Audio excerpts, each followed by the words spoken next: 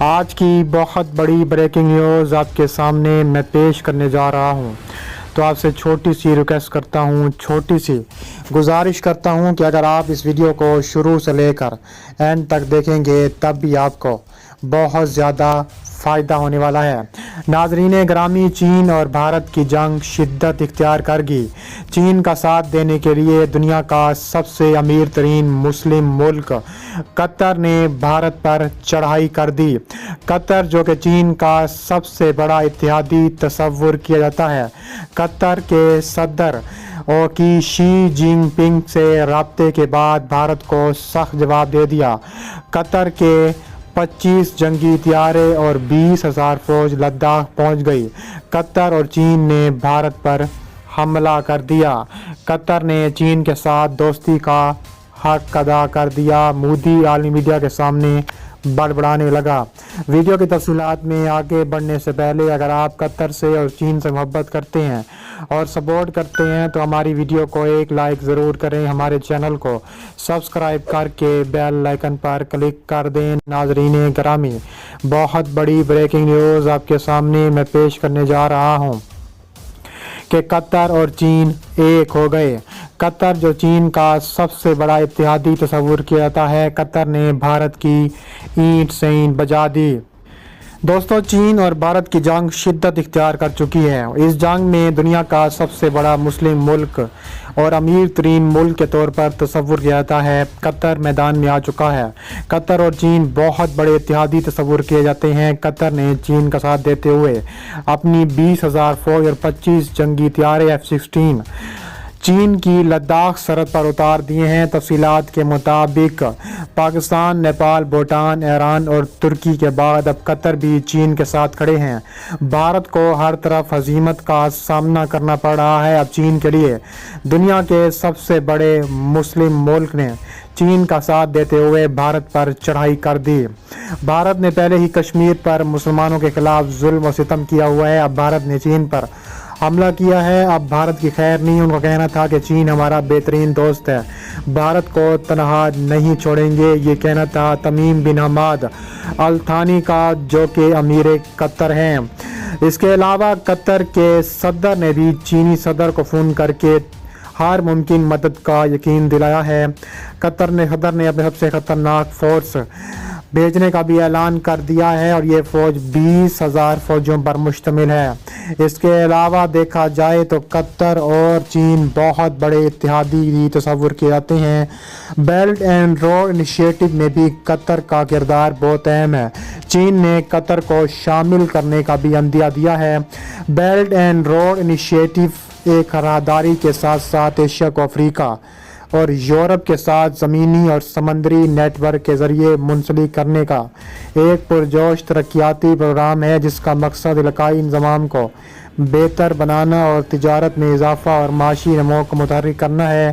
چین اور بھارت کے درمیان کئی ہفتوں سے جاری کشیدگی کے جلوں میں اضافہ کر دیا ہے۔ چین کے سرکاری ذرائع ابلاغ کے مطابق حکومت نے بھارت کی سرحد کے ساتھ بعض حساس علاقوں میں پہاڑوں پر چڑھنے میں مہارت رکھنے والے پیشہ ور لڑاکا فوجی تعینات کیے ہیں۔ خیال رہے کہ دونوں ایشیائی ممالک کے درمیان 4,000 میٹر کی بلندی پر واقع ہمالیہ کی چوٹیوں پر جھڑپیں ہوئیں۔ ان جھڑپوں میں کم از کم 50 سے زیادہ بھارتی فوجی ہلاک ہوئے، جبکہ ہلاک ہونے والے چینی فوجیوں کی تعداد کا درست اندازہ نہیں لگایا سکنا۔ دو اشروں کے بعد بھارت اور چین کے درمیان سرحدی کشیدگی اس نہج تک پہنچی ہے کہ سرکاری ٹی وی چینل پر دکھائے گئے مناظر میں جنوب مغربی چین کے علاقے تبت میں سینکڑوں فوجیوں کو بھارت کی سرحد کے قریب دکھایا گیا ہے۔ ایک مقامی اخبار نے تبت صوبے میں چین کے ملٹری کمانڈنگ وانگ ہینگیانگ کا بیان نقل کیا ہے، جس میں ان کا کہنا تھا کہ بھارت کی سرحد پر لڑاکا فوج کی تعیناتی سے علاقے میں چین کی فوجی طاقت اور کسی بھی کارروائی پر فوری جواب دینے کی صلاحیت میں اضافہ ہوگا۔ اس کے علاوہ لڑاکا فوج کی تعیناتی کا مقصد سرحدی سیکیورٹی کو بھی بہتر بنانا ہے۔ چین اور بھارت کے درمیان کئی ہفتوں سے جاری کشیدگی کے جلوں میں چینی حکومت نے بھارت کی سرحد پر انتہائی پیشہ ورانہ لڑاکا فوج تعینات کرنے کے ساتھ ساتھ سرحد پر فوجی نفری میں اضافہ کر دیا ہے۔ چین کے سرکاری ذرائع ابلاغ کے مطابق حکومت نے بھارت کی سرحد کے ساتھ بعض حساس علاقوں میں پہاڑوں پر چڑھنے میں مہارت رکھنے اور پیشہ ور لڑاکا فوجی تعینات کیے ہیں۔ اس کے علاوہ مرکزی بینک کے غیر ملکی زر مبادلہ کے ذخائر میں زبردست بگاڑ بھی دیکھنے میں بھی آیا ہے۔ چین اور بھارت کی جنگ میں بہت بڑی تباہی مچا چکی ہے۔ اس کے علاوہ دیکھا جا رہا ہے کہ چینی فضائیہ کے لیے اسکردو سے اور کشمیر دونوں سے 100 کلومیٹر دور ہے، وہاں سے بھی حملہ کیا جا رہا ہے۔